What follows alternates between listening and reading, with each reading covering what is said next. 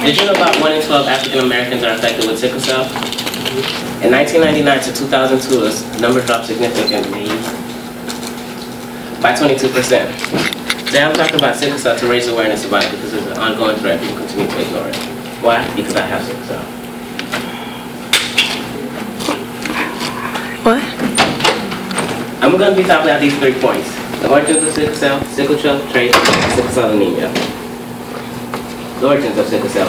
Where it originally started is unknown, but they do know it's been around for thousands of years. In 1910, the sickle cell gene mutated and formed a series of complex systems, which is when it became prevalent. Started from the side table.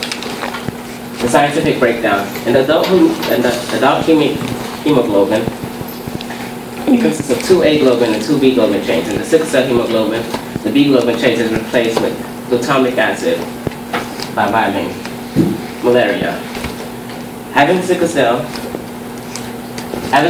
doesn't mean that you're immune to malaria. It just means you're highly resistant to one certain type of malaria, falciparia malaria.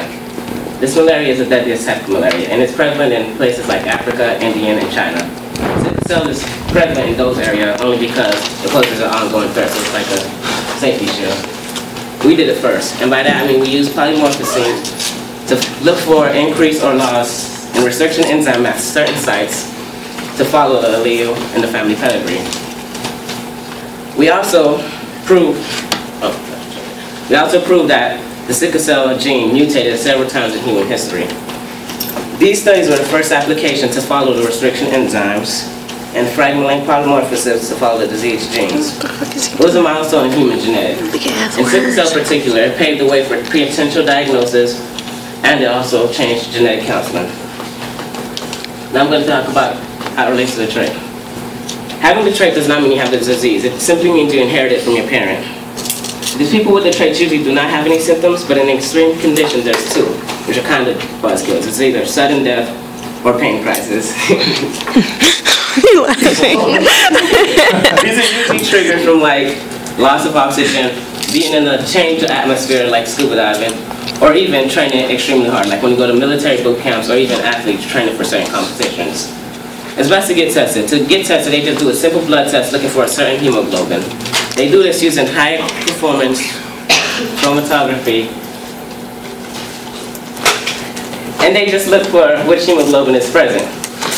And if you want to confirm those suspicions, you could do a genetic test. They basically look for the sickle cell allele in your family pedigree. I'm going to be talking about the actual disease itself. I got all this information from the National Heart, Lung, and Blood Institute. What is it? Sickle cell is actually the disease that affects people.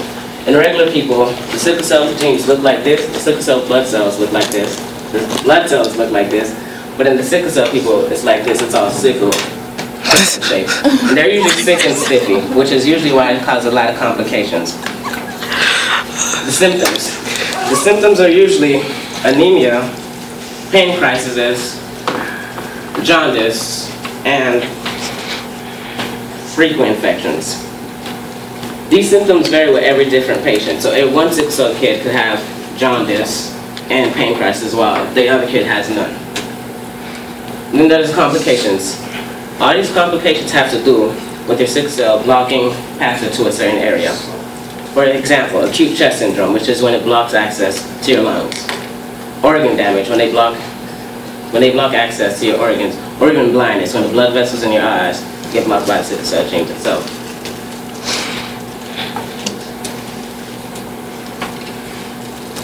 To leave off, I want to leave you guys with these 3 things. Sickle cell has existed for thousands of years. Just be aware, sickle cell is out there, get tested, see if you have the trait, go look at your family history. Sickle cell anemia is the worst form of the sickle cell disease. I want to leave you guys with this quote. America's healthcare system is in crisis precisely because we systematically neglect wellness and prevention.